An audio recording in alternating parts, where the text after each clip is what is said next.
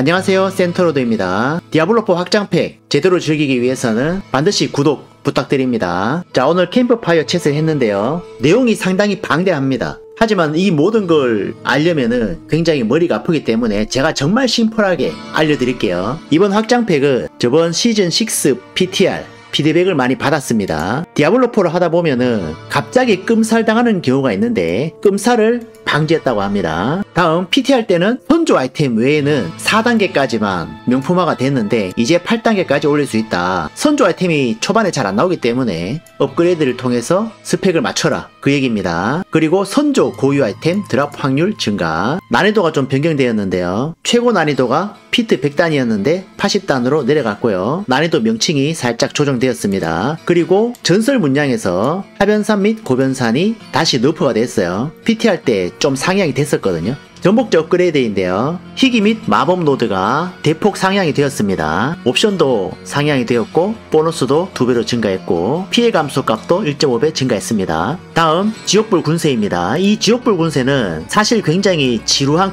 컨텐츠라는 피드백이 있었다. 그리고 고유 아이템 타겟 파밍이 되지 않았다. 그래서 이번에 조정을 좀 하였는데 의회 보스는 원래 아이템을 드랍하지 않았잖아요. 근데 이제부터는 의회 보스가 고유 아이템과 기타 아이템들을 드랍한다. 단계가 올라가면 드랍을 더 많이 한다. 그리고 에테르가 많이 모였을 때 클릭하기 힘들었잖아요. 그래서 장비 상자는 200 에테르고 남은 거는 제로든 골드든 한 방에 다 열 수 있다, 이겁니다. 그리고 악몽 던전과 속삭임에서 선조 아이템 드랍률과 경험치가 증가했습니다. 레벨링 할 때 돌아라, 그 얘기죠. 신화 고유 아이템 제작 재료가 소폭 줄었습니다. 반짝이는 벼락불 2개만 들어가면 되고요. 추가적으로 룬이 들어갑니다. 그래서 예전에는 우버 고유 아이템을 4개를 뽀개야 타겟 제작이 가능했는데 이제는 2개만 있으면 되고 룬이야 우버 고유 아이템보다는 구하기 쉬우니까 보다 신화 고유 아이템 얻기가 쉬워졌다 라고 보시면 돼요. 그리고 일반 재료로 무작위 전설 아이템을 제작할 수 있는데 거기서도 고유 아이템이나 신화 장비 아이템이 나올 수 있다고 해요. 또한 선조 아이템은 분광경이 필요하지만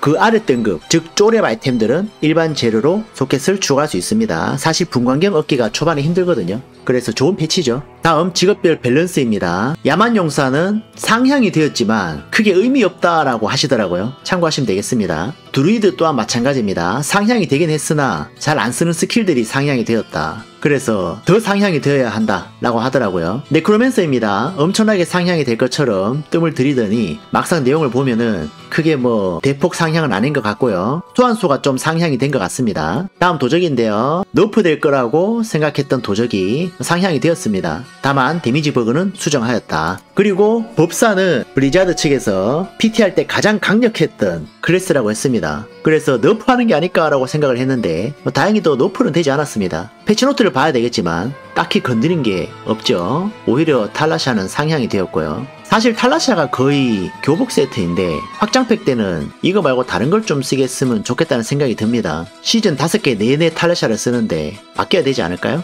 소각, 레벨링 할 때 좋은 특성인데 좀 더 좋아졌습니다. 다음 룬워드 시스템이에요. PTR 때는 전설 룬이 너무나도 좋았다. 특히 석화랑 함성 룬, 그리고 다른 룬도 좋은 게 있었는데 잘 쓰이지 않은 것 같다. 따라서 너프하기도 했고 상향을 하기도 했다. 그리고 별로인 룬은 삭제를 했다. PTR 때 무조건 써야 됐던 옴이랑 욤 룬은 너프가 되었습니다. 함성 룬은 자원 요구치가 증가했고요. 더 이상 광폭을 제공하지 않습니다. 그리고 석화룬도 살짝 너프된 것 같아요. 기타 전설룬도 조정이 되었다. 이거는 너프 내용이니까 전설룬은 너프 쪽으로 가닥이 잡힌 모양입니다. 그 다음에 상향된 룬입니다. 소환룬, 운성룬 데미지가 엄청 증가했죠. 50%에서 260%. 그래서 한번 써봐야 될 것 같습니다. 비용도 감소했어요. 영혼 늑대 소환을 예시로 보여줬는데 상향이 되었습니다. 공격 반경, 이동 속도 이런 게 개선이 많이 됐는데 뭐 약간 어설프다는 느낌이 들긴 해요. 해봐야 알겠지만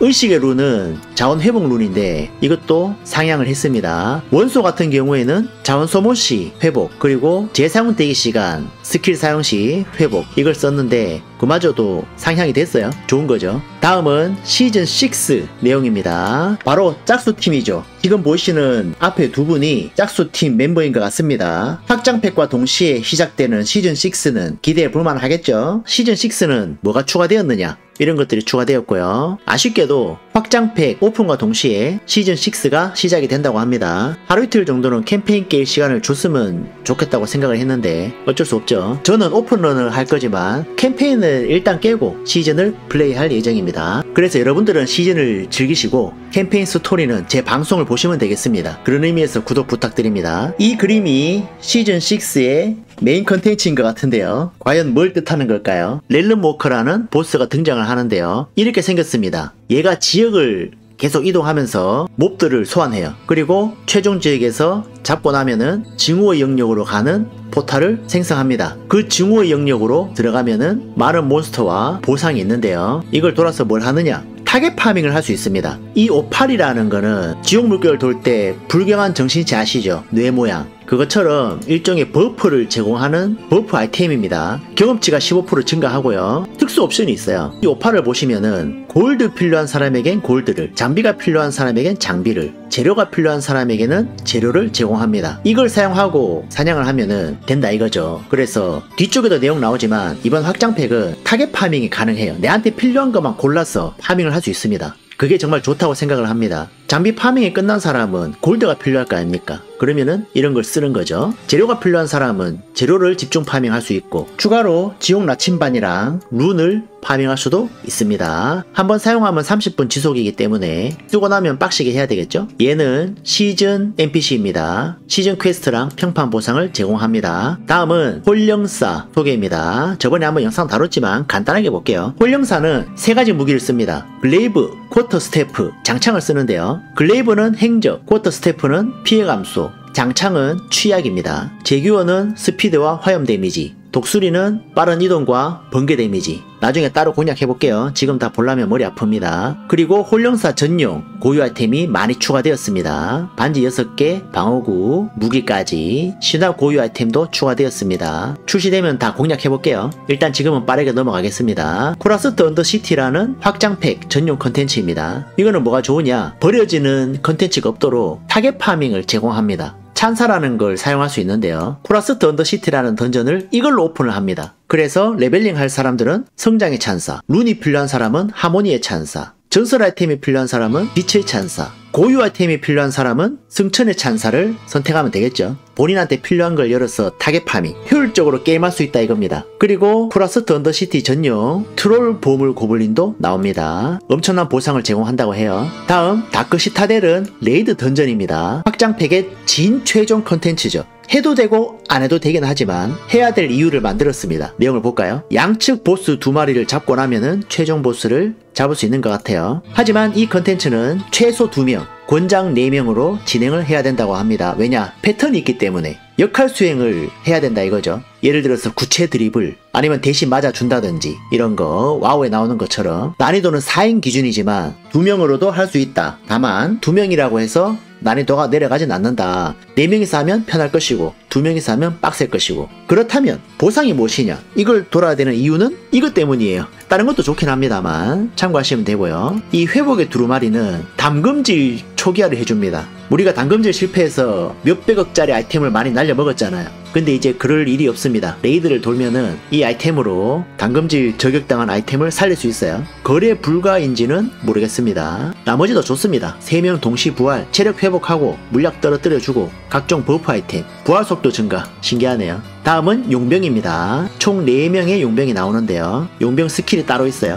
내가 주력으로 데리고 다닐 놈 하나, 그리고 특정 스킬을 쓸 때 잠시 나와서 지원해주는 용병, 이렇게 세팅을 할 수 있습니다. 제가 영상을 봤는데 방패 용병이랑 악마 꼬마 용병이 좋은 것 같아요. 원소 같은 경우에는 얘가 거의 필수인데 데미지를 많이 받으면 얘가 대신 맞아줍니다. 그리고 군중제어랑 저지불가 상태를 부여하죠. 나머지도 보면은 본체 생존에 특화되어 있습니다. 원수한테 너무나도 좋죠. 몸빵, 체력 회복 다 해줍니다. 그 다음은 바리아나 쌍수 용병인데 얘는 딜러기 때문에 야만용사나 몸빵이 좀 강한 클래스가 사용하면 좋을 것 같아요. 원수는 사실 쓸 일이 잘 있나 싶습니다. 다음 수보인데요. 원거리 용병이죠. 생각보다 얘가 제일 별로인 것 같아요. 원거리라서 딜이 세거나 그럴 줄 알았는데 다른 용병에 비해서 좀 별로다 이 말이죠. 알키는 딜러로서 제일 좋은 것 같아요. 다만 보통은 일반적인 능력을 가지고 있는데 가끔 변신을 합니다. 근데 그 변신을 하면은 유저 본체에 저주를 걸어요. 완전 씨빠색. 하지만 용병이 강해지기 때문에 저주를 받아도 크게 상관없습니다. 저주라 해봤자 뭐 유저의 자원을 쓰게 만드는 그런 거죠. 특히 이 취약 걸어주는 것 때문에 많이 쓰일 것 같습니다. 취약 거는 게 까다로운 특성이 몇 개 있죠. 그리고 지원 시스템은 내가 특정 스킬을 썼을 때 얘가 나와서 도와주고 퇴장을 합니다. 예를 들어서 원소술사가 순간이동에다가 이 스킬을 연결시켜 놓으면은 순간이동 쓸 때 후보가 나타나서 이 스킬을 써주고 퇴장하는 거죠. 그래서 이렇게 연결시키면 됩니다. 따라서 모든 용병을 골고루 쓸 수가 있다.